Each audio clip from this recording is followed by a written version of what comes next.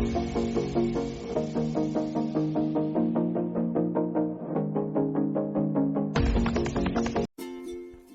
guys, welcome back to my channel. My name is Ashraf and I am a travel agent. Also, I am a travel vlogger. So basically today's topic is mandatory documents of visa. कि आप अगर visa लगाने जा रहे हैं या किसी agent के थ्रू या मेरे थ्रू कर रहे हैं तो आपको मुश्किल ना हो, आपको वापस न जाना पड़े, इसलिए आप सारे डॉक्यूमेंट्स पहले से प्रिपेयर करके रखें ताकि हमें वीज़ा लगाने में आसानी हो. तो लेट्स गेट स्टार्ट.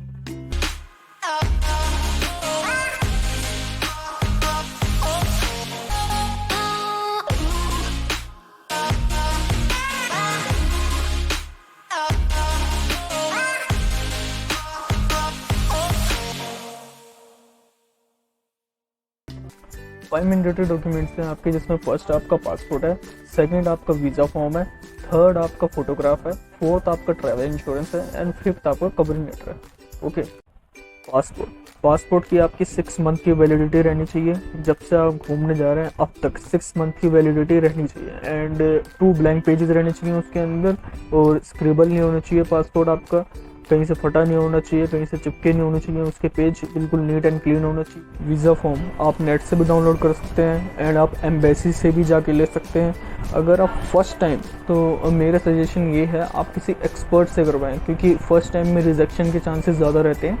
तो मेरा सजेशन ये है कि आप किसी ट्रैवल एजेंट के थ्रू, नहीं तो आप वीज़ा एजेंट के थ्रू करवा सकते हैं.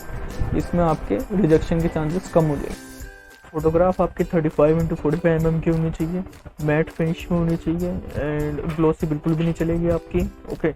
तो आप अपने फोटोग्राफर को बोल दीजिए पासपोर्ट साइज फ़ोटो चाहिए तो वो दे देगा. ट्रैवल इंश्योरेंस बहुत मैंडेटरी है. अगर आप उसको करा लेंगे तो आपका फ़ायदा ही रहेगा. उसमें हद से ज़्यादा 400-500 रुपये का हो जाता है, लेकिन उससे अगर आपका कोई सामान चोरी होता है या आपको चोट लगती है, आपका मेडिकल क्लेम कराना है, तो बड़े से बड़ा क्लेम हो सकता है उससे आपका.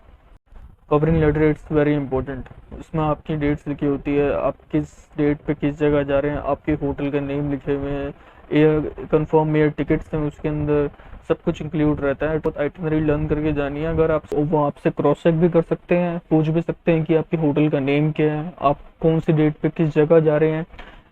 Last is finance related document. ये सबसे इम्पोर्टेंट है. लास्ट 6 मंथ सैलरी स्लिप दिखा सकते हैं आप अपनी, जॉब करते हैं तो. नहीं तो आप अगर सेविंग अकाउंट में आपके पैसे हैं लास्ट 6 मंथ, आप वो दिखा सकते हैं. और आप अपने प्रॉपर्टी डॉक्यूमेंट्स दिखा सकते हैं, और आप अपनी एफडी दिखा सकते हैं, इन्वेस्टमेंट प्रूफ जो आपका जैसे एफडी फिक्स डिपॉजिट है आप वो दिखा सकते हैं. ठीक है. और आपको लास्ट 2 ईयर की आईटीआर तो दिखानी है. ओके. अगर आप जॉब करते हैं तो लास्ट 6 मंथ की आपकी सैलरी स्लिप चाहिए और एनओसी फ्रॉम बॉस चाहिए आपका, नहीं तो आप अपने मैनेजर से भी लिखवा सकते हैं. ओके. बाकी सेम डॉक्यूमेंट्स है सारे.